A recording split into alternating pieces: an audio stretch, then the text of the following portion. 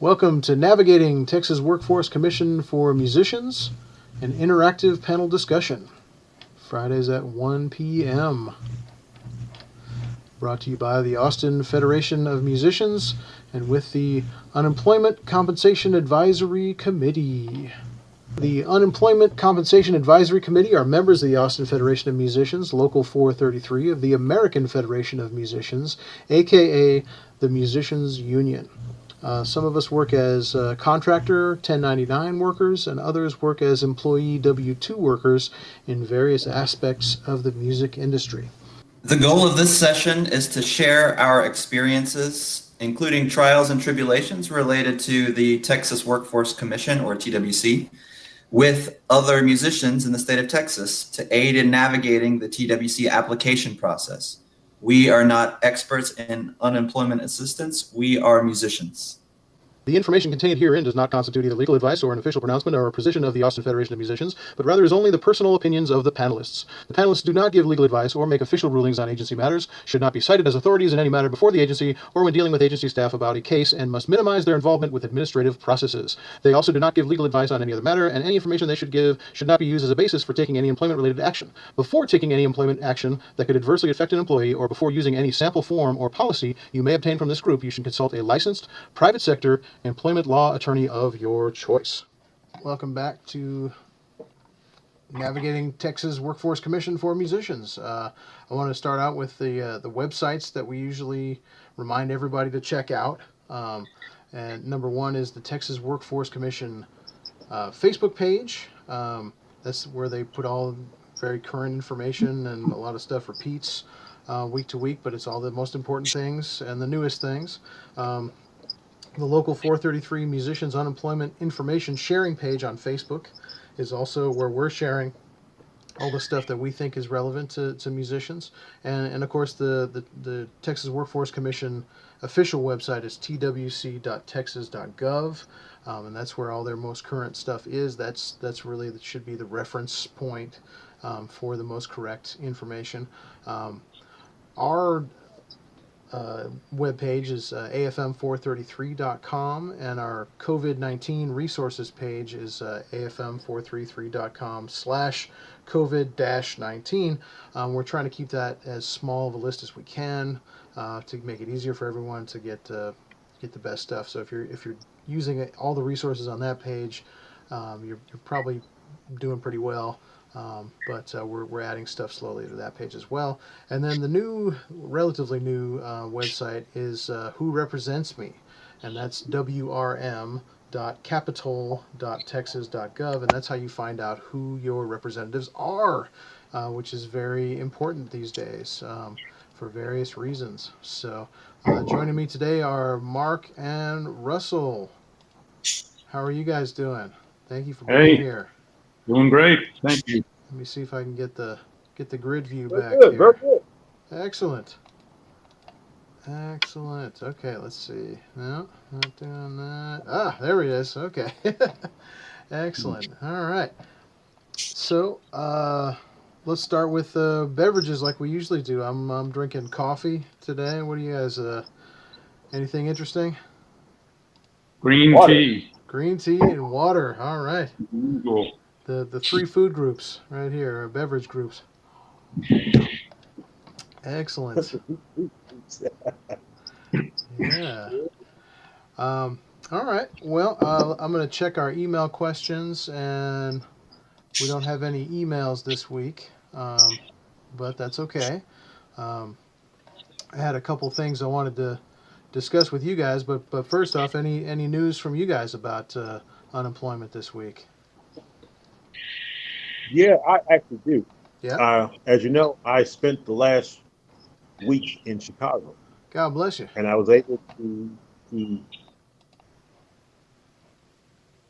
and there's, first of all, there's no work for those guys, and the unemployment is a very, very slow pipeline.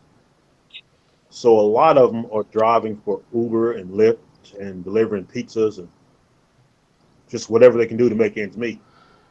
They haven't streamlined the process like we have here. That's asking to be lost. Oh man, the phone cut out a little bit. Russell, did you say you were in contact with musicians in Chicago? Yeah, I was. I have a few friends that I specifically want to look for and spend some time with, and they were telling me how it's still based on paper and it takes forever, and like there's no musicians working, and there's no money coming in, and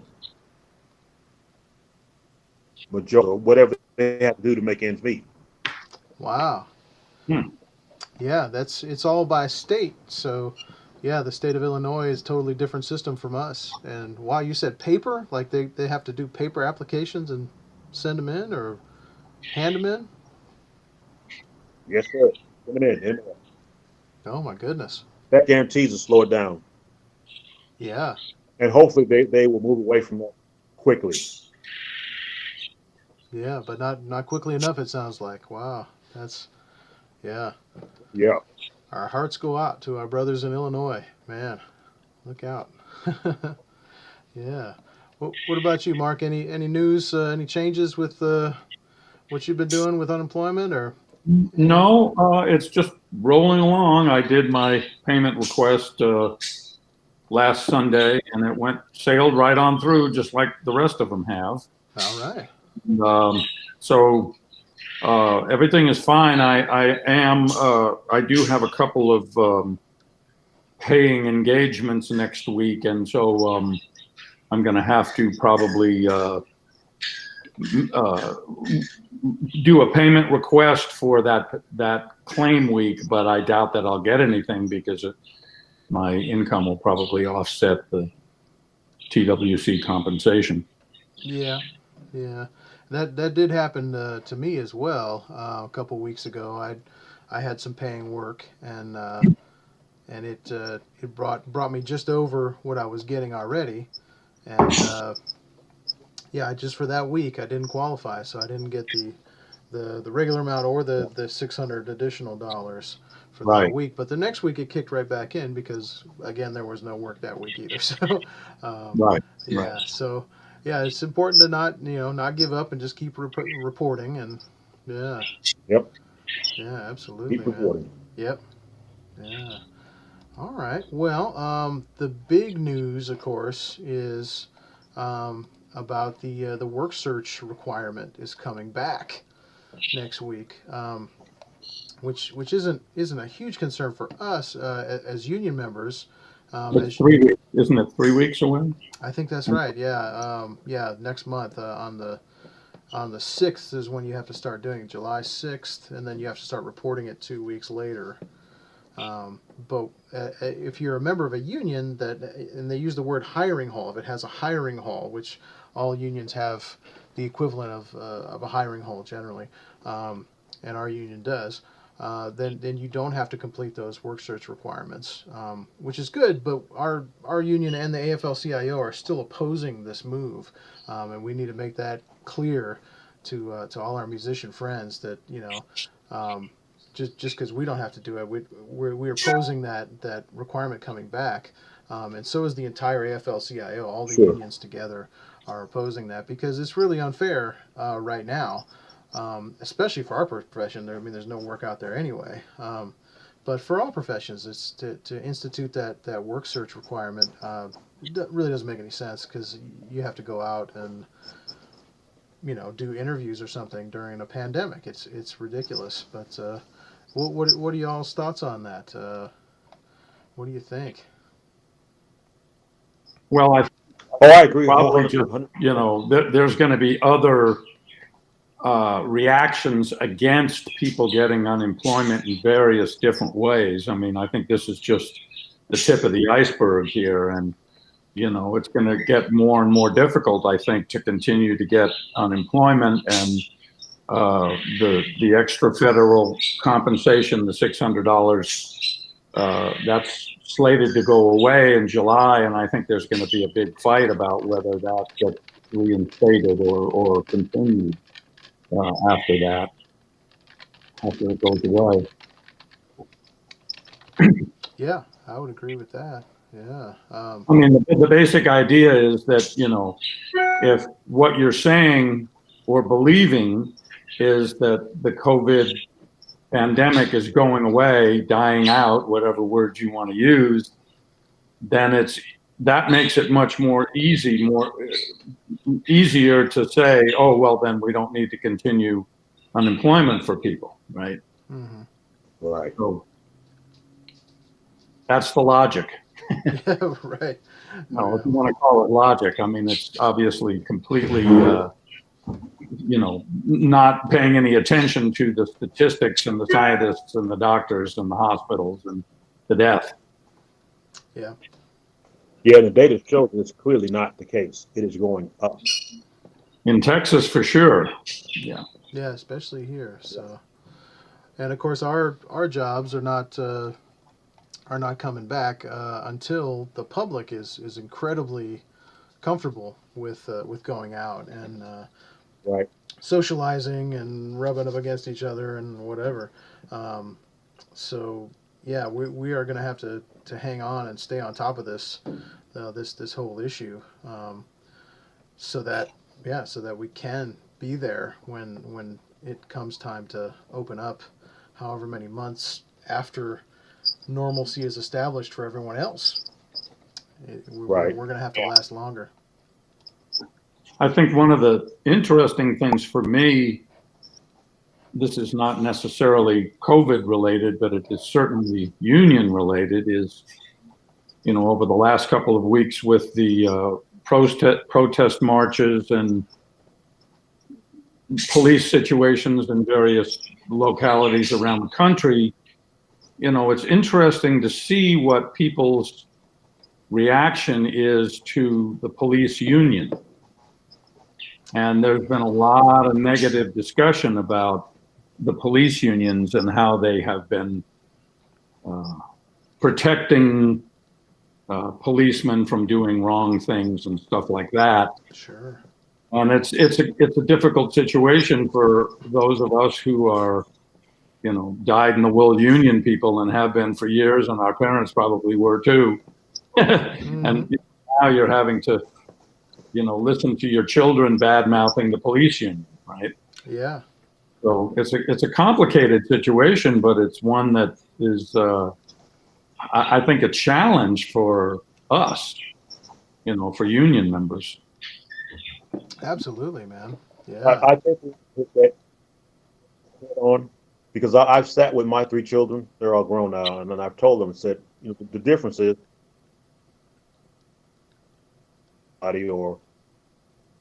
or gunning down unarmed. Well, we do play wrong. What we are talking about is crime.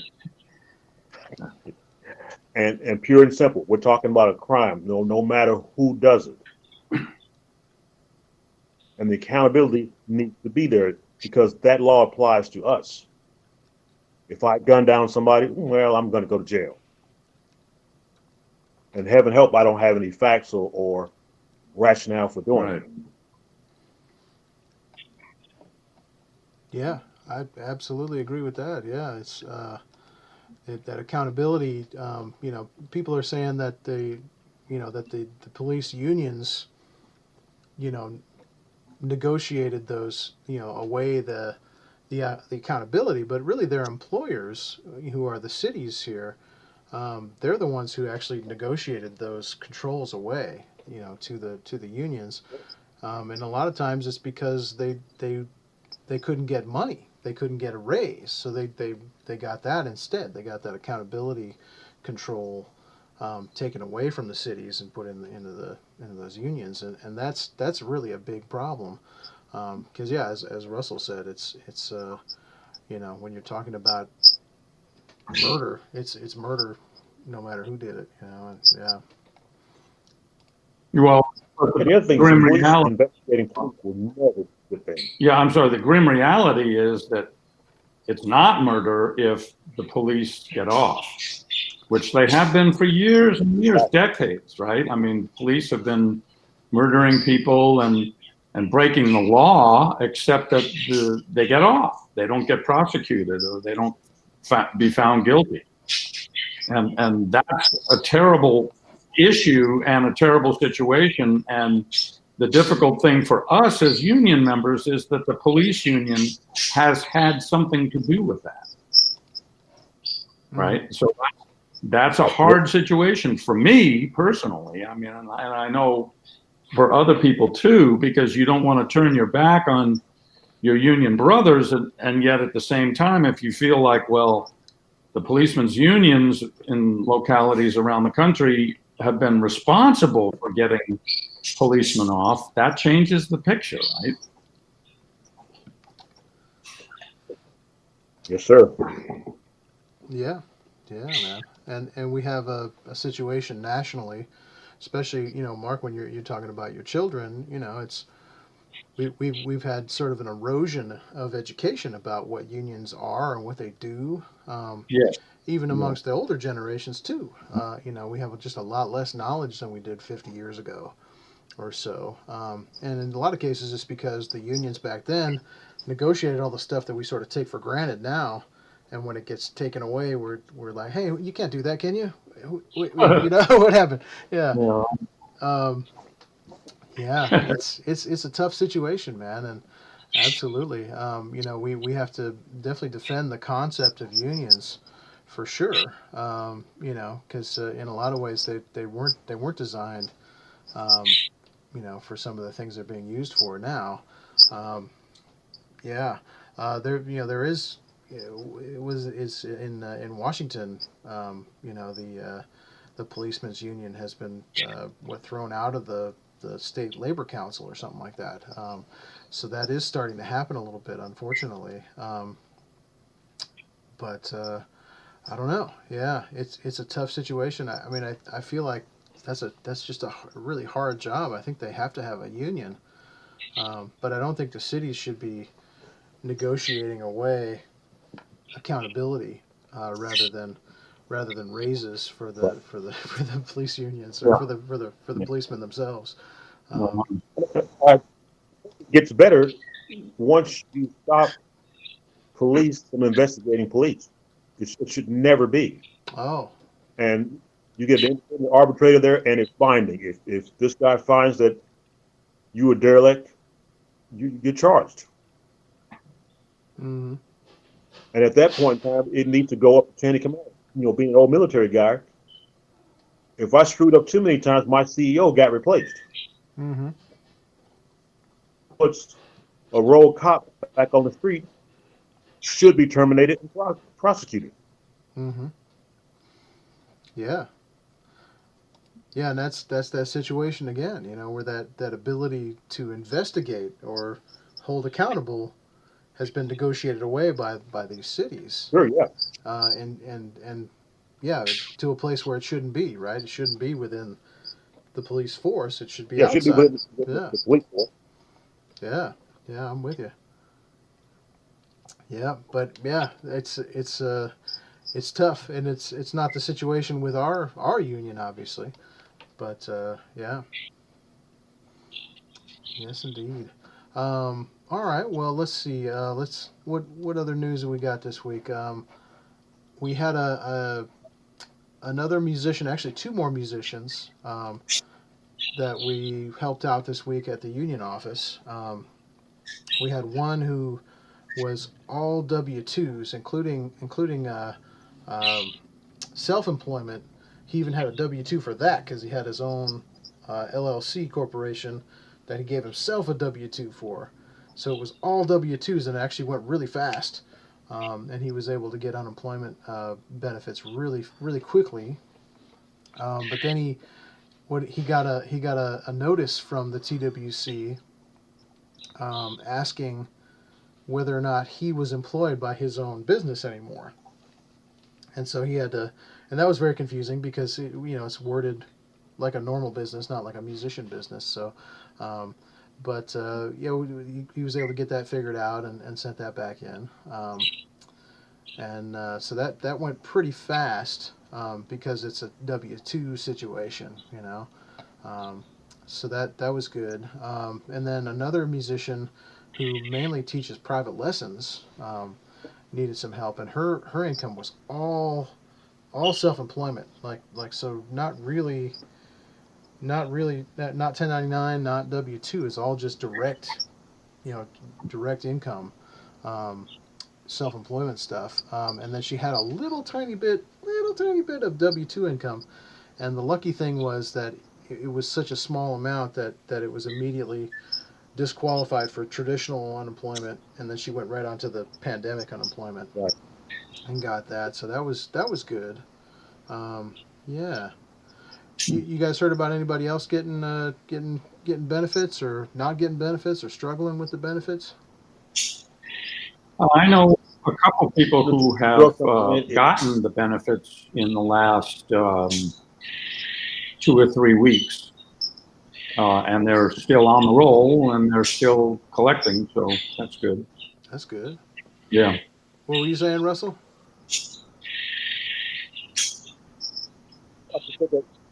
As musicians, it behooves us to become incorporated. And in cases like this, it really helps you out. Mm-hmm. Yeah, absolutely, man. Yeah, that's an excellent point. Then I mean, just to be incorporated, you have to have a relationship with a bank. You have to have, be a registered business. That really helps out. Right. Yeah, you're absolutely right about that. Yeah. Have And Have you spoken with any you actually musicians? can qualify for the small business loan. What was that, Russell? You at that point you can qualify for that small business loan Absolutely. because you are this. Mm-hmm. Yep. Yeah. Any You guys heard of anybody talking about that recently? I did see a musician, one of our members, posting about the not just the small business loan, but oh geez, what's it called? The disaster. Um, Disaster relief program, City of Austin. no, not that one. The federal one. Oh, Yeah. Um, it's like EIDL, something like that. Gosh, yeah, I'm forgetting the name of it right now. But it's another program, loans, and it's if you're a small business, and um, yeah. If you heard anybody else getting on that, I know our buddy John Arthur was talking about that. Andre is the guy I'm thinking of, that was posting about that. Yeah. Who else? Oh, our brother Gil, our union brother Gil, was able to Yep, get the yep. SBA loans, I believe, through the bank that his business is registered with. Um, and from what I understand, that was a pretty easy process because there was already a relationship with the bank. So yeah, those are all possible. Um, so yeah, we're looking at some of the things for the union office as well. There's some things out there that we haven't quite tapped yet. So yeah, it's going to be incumbent upon all of us to kind of explore all that stuff just to keep ourselves going. Yeah. This is going to be a time where innovation is merited now. Back then will never be the same. Hmm. Yeah. Yeah. It's not going back to normal, like what we think of Yeah. as normal. Yeah, absolutely, man. Indeed. All right. Well, let's see. I don't see any live questions from the chat room yet, but if you're out there, let us know. And if there's a topic you want us to discuss, yeah, let us know. Um, yeah. yeah. When you were mentioning, Aaron, about the EIDL, That's the we one. probably also mentioned the City of Austin Disaster Relief Program, which is in conjunction with Music Cares, the Grammy organization entity. And they ran out of money a few weeks ago, but and they were supposed to have closed their applications, I think it was last Friday, But then apparently they opened it back up again for 2 weeks, and you can now go back in there and apply. I believe it's $1,000 grant for local musicians.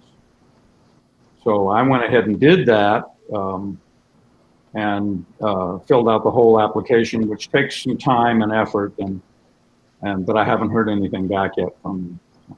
Okay. Oh, that's good to know. That's another option, and it's a local option through the city of Austin in conjunction with Music Cares. Okay. Yeah. Oh, yeah, right on. Yeah, so that's, oh, what'd you say, Russell? One thing that I forgot to mention is that there are VA loans for our veteran musicians. You can call the VA and get small business loans there. Oh, that's great to know. Yeah. So is that a whole separate fund for the VA? The Yeah, VA it is. Whole loans, separate right? fund Fantastic. for veterans. Fantastic. Yeah. No, that's an excellent point. There's all kinds of different things that are totally separate, so that you should apply separately for. Yeah. Yeah, absolutely. And then I think the city of Yeah, Austin. I say apply for all of them. Let them tell you no. That's right. Yeah, let them tell you. That's exactly right. Yeah. Yep. Yeah. I also heard that Sun Radio has a current program supporting local musicians by helping them with their utility bills and stuff. And I haven't looked into that yet, but I'm told that that's still active. So that's you might want to check out. It's a part of the Sun Radio Foundation. Wow, and that's based out of Dripping Springs, right? So that's probably not exclusive to the city of Austin. Well, I'm not exactly sure how wide it goes, but yeah. If you go on the Sun Radio Foundation website, there's a place where you can get an application for help, and I think it helps. It's to help Central Texas musicians. It says allocated initial funding in the amount of $10,000 for one-time gifts of up to $200 each for local Austin and San Antonio area musicians who are struggling to pay electric bills. Huh. So this is the part. If you go on the sunradiofoundation.org website, you'll be directed to this application. And it looks like a pretty straight ahead application. Like I said, I haven't done it yet, but another option out there. Another avenue. Yeah, we got to take all the help we can get. Absolutely, man. Yeah, that's interesting with power. Utility bills, right? Because we're getting into the summer when the utility bills start to go up. We start using our air conditioning. Yep. I mean, I guess you could just sweat it out, but yeah. Wow. That's interesting. Yeah, because there is some connection with that whole thing, right? The Sun Radio thing, their whole solar power thing that they have, and yeah. So wow. Yeah. Thank you, Mark. Yeah, that's great. Yeah. So and one other thing to mention here too is, if anybody out there is listening that is in a position to help any of these organizations, please consider that. I mean, the funding for things like Music Cares and Emergency Relief and Sun Radio and other things like that, I mean, they're not federal entities. They're local agencies that are, struggling to provide help to area musicians, and if you can afford to donate $25 or something like that to one of these causes, it really helps. The funding for these things goes away. I mean, it doesn't last. Like the Music Cares one disappeared 2 or 3 weeks ago, the funding for it, and they stopped receiving or accepting applications. Now it's back underway again because there were some major fundraising efforts by local musicians, and I did something for that as well, that helped to refund that program. So if you're able, to donate a little bit of money, that's a great way to help everybody. Yeah. That's a good point. Yeah, and especially Great. if you want to give where you know it's going to go to the local scene where you live. Exactly. If you live around here, what's that they say? Live here, give here, or something like that. Yeah. Yeah. Right on. Right on. No, those are great options, and we got to explore all the options. Yeah. What have you guys heard about work? Any work that musicians have been able to do? I mean, we got some teaching. We got some people are doing the live streaming things. We might have blues on the screen with that stuff. Yeah, I'm supposed to do a blues on the screen taping next week. Okay. So I will let you know how it goes. It's a little bit tricky because the venue, the stage where they do it, is not large. Yeah. And you have to figure out whether you can fit the people in the band on the stage at 6 feet distance. Tricky. Yeah. Yeah, absolutely, man. The AFM, this is a good thing to mention here, too. The AFM put out guidelines for like club musicians, basically. You know, Independent of what the guidelines are for the venues themselves, they put out some guidelines for us, to actually follow, as far as social distancing and masks and things. And that's on afm.org. And we'll have a link right to it on our resources page soon. That's something we're adding. But that just came out, I think, yesterday, and that's a really good thing to know before you go back to work. Because we are starting to be asked now and again to go out and do some work, and of course, it's varying degrees of comfort for all of us. So, yeah.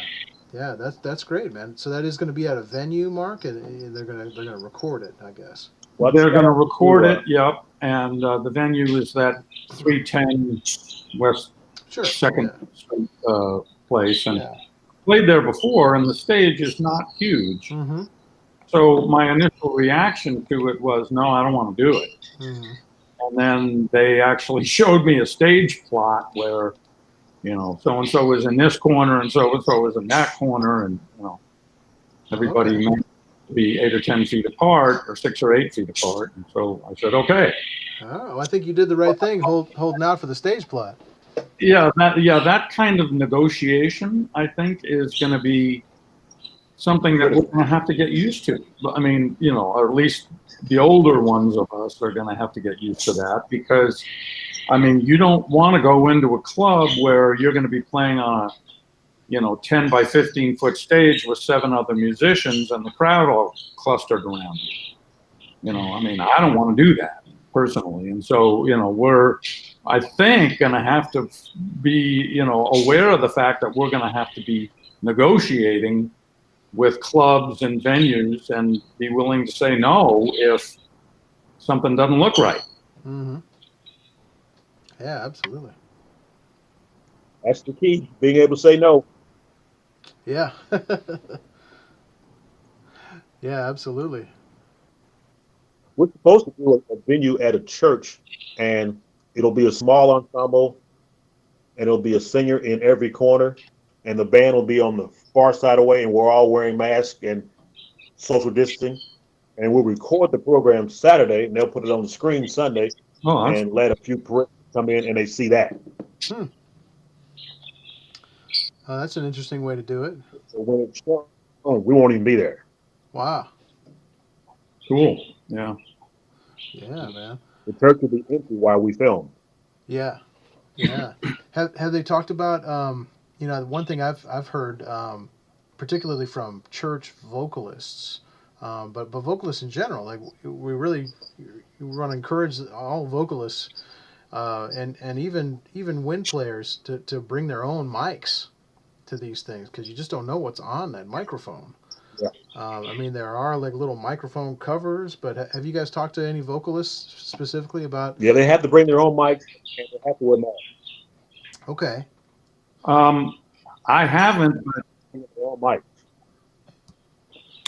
I sure would recommend that if you have some kind of gig, that you bring your own sanitizer, bring your own bleach, bring your own towels or whatever, and clean the stuff up before you use it. Yeah. Right. Yeah. But yeah, when you talk about a microphone, you just don't know what's in that windscreen, and it's Yeah. much better to Yep. bring your own. Some people are talking about bringing their own windscreens or little covers that go over the microphones, and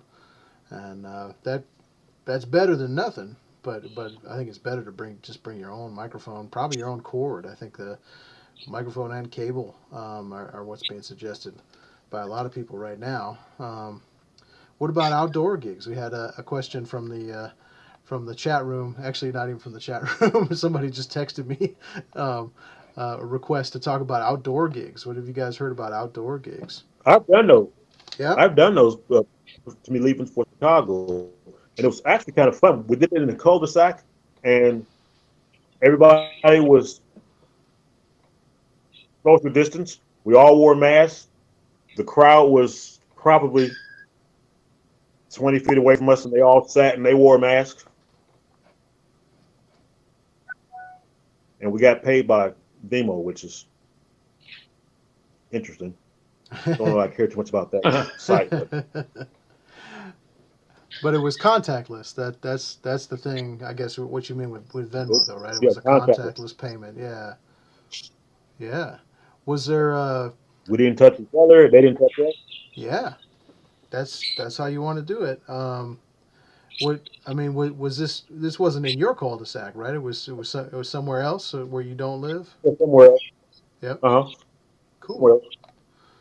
else. Did they have any accommodations for like using the bathroom? That's always the big thing now, right? How do you? The beauty of this is everybody lived in the neighborhood, so when they had to go, they went home.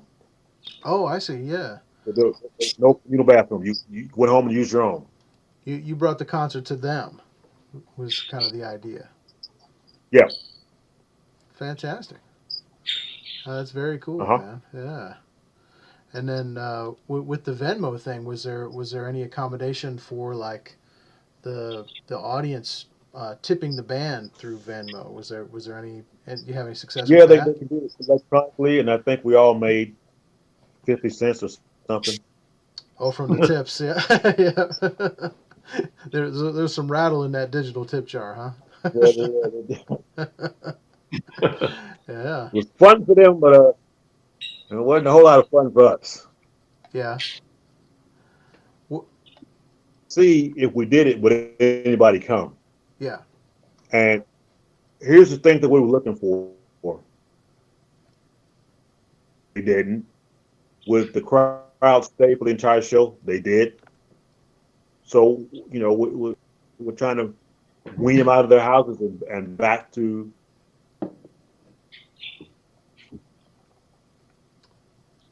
Oh, we didn't quite catch the end of that, Russell. What was that? What would you say at the end? That we're trying to wean them out of their houses and back to live music. Yeah. So hopefully they will feel comfortable enough to go follow the band when it goes to a live venue or whatever. Oh, yeah. That's a good point. So you're working on your specific audience for that group, hopefully. Yeah. That's an excellent point. Yeah. And if they trust each other to follow the guidelines, that's a huge plus for the band. Yeah. Yeah. Yeah. Excellent. Yeah. Yeah, man. We did have some of our union brothers do some outdoor gigs this past week that I heard about. that were sort of at bigger venues that had an outdoor stage, and they had picnic tables set up far apart from each other. So I heard about that. That seemed to be pretty successful. The thing I'm worried about is the open bar concept. I mean, the state regulation, not regulations, but the state recommendations from our governor, include not having an open bar, having table service, requiring that. But it's only a recommendation. Requiring it is a recommendation. So um, it's much better if there's table service. Obviously, whenever you have that open bar, there's that risk of people bumping up against each other and trying to get a drink, standing in line. And then when you have alcohol, people's judgment is not always great. Yeah. Yeah. So, oh man. What about you, Mark? Any inklings of some outdoor gigs at all, or? Uh, no, I have a live stream coming up. We're going to do a celebration of Miss Lavelle White's 91st birthday, Wow. which is going to be at Wire Recording Studio, and that's a large, large room. So uh, we will all be able to be sufficiently remote from each other, and we're going to have a couple of guests on the show, and it'll be live streamed, and we'll see if we can make some money from it. Obviously, you don't know until it happens, but I think we're planning for July 5th. But no, I don't have any outdoor gigs. Actually, I haven't played any outdoor gigs. I was offered a gig at Green Hall, which is about as outside as you can be for an inside gig. Yeah, that's a big one. Big place. Hall there. But it didn't materialize. But I kind of felt fairly comfortable about that particular venue because, like I say, it is basically outdoors, and the fans are on, and the tables are spread apart, and you mentioned bathrooms, the indoor bathroom, the inside bathrooms there are dedicated for musicians only. Oh. So it seems like that particular venue is trying to do the right thing for the musicians. Yeah. We did hear there were some posts on Facebook from we're not mentioning specific names, but our union brother Tom, if you guys know who I'm talking about, played there a little bit this past week, and at that specific venue.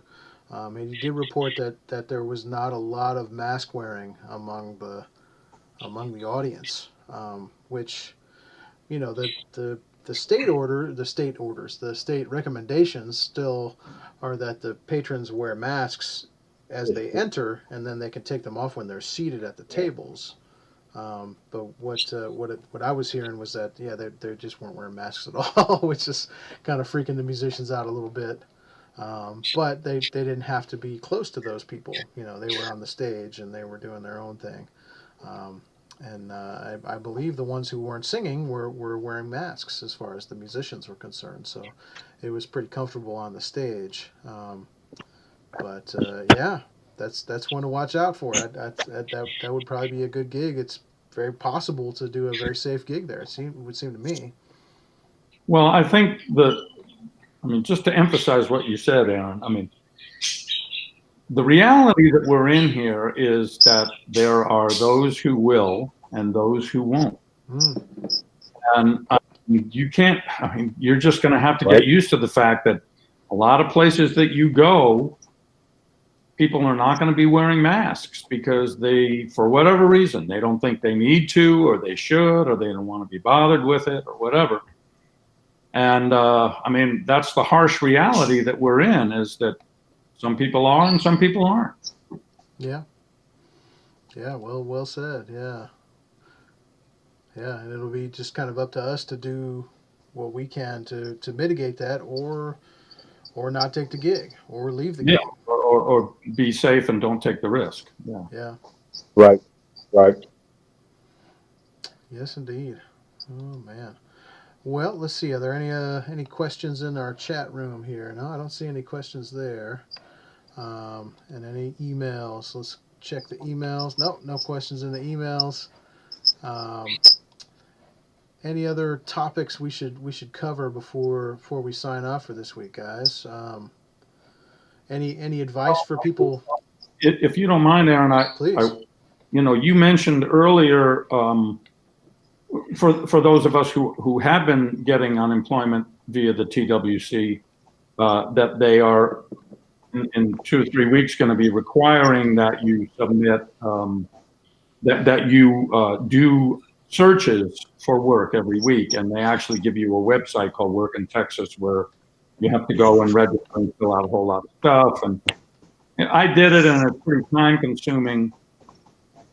If you have been sitting on the fence about joining the union, now is a great time to do it. If you join the union, you don't have to mess with that Work in Texas website. Oh, that's an excellent point. Yeah. I mean, I'm here to encourage people who would like to either get TWC unemployment benefits or continue them without having to mess with this Work in Texas stuff. Join the union. Yeah. Worth it. Yeah, that's an excellent point. I also want to make the point, though, that we are not recruiting on that issue, and actually we're fighting against that change. No way would I do that. Across the board. But you're absolutely right.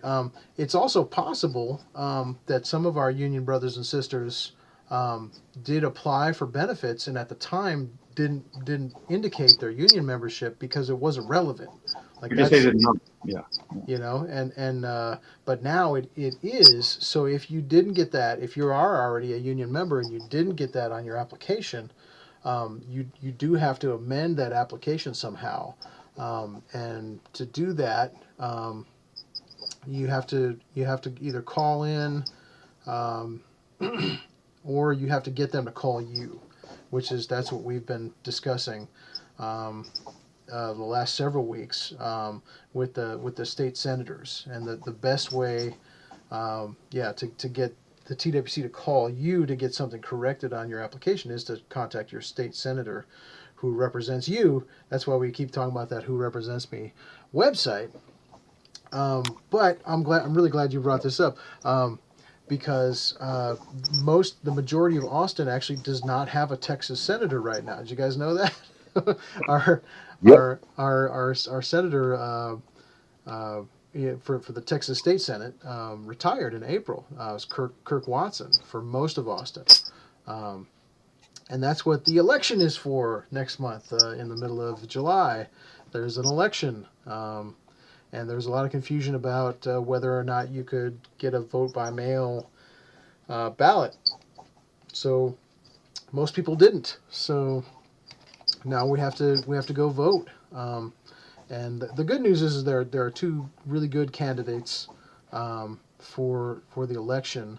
And one of them has been reaching out to union offices, and it's Eddie Rodriguez, and that's a candidate that I like as well. And then there's another really strong candidate who was a judge. You guys remember her name off the top of your head? Let me look that up real quick.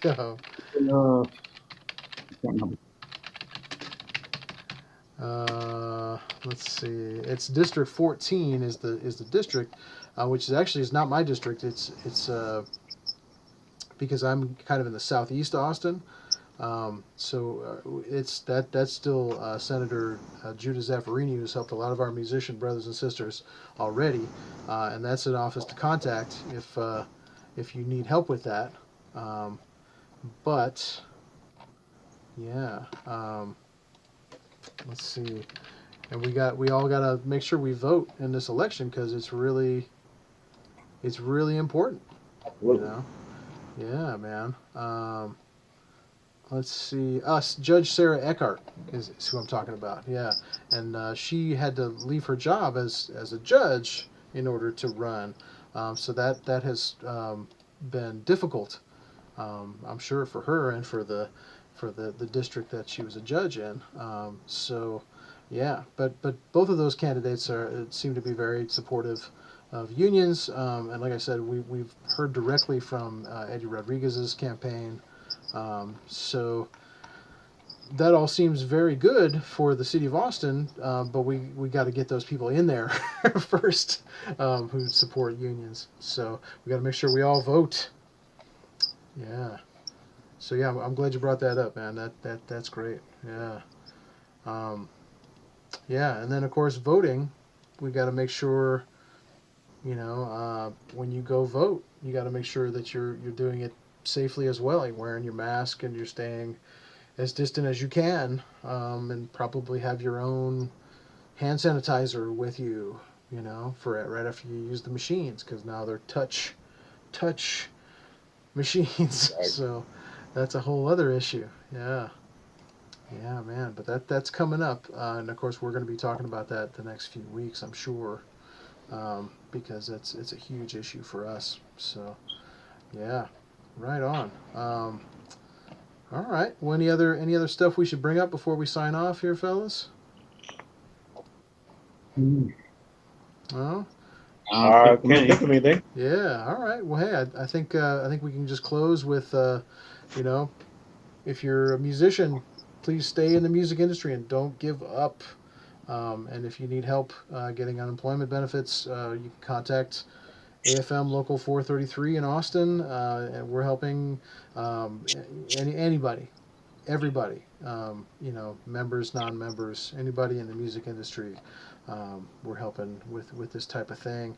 HAM, Health Alliance for Austin Musician, is also helping people get on unemployment benefits, and some of the other organizations are as well, because our industry has to survive. So it's very important to our whole culture. So yeah, thank you guys for joining me today. I really appreciate it. Mark and Russell, right on, and yeah, Thank you, Aaron. we'll see you next week.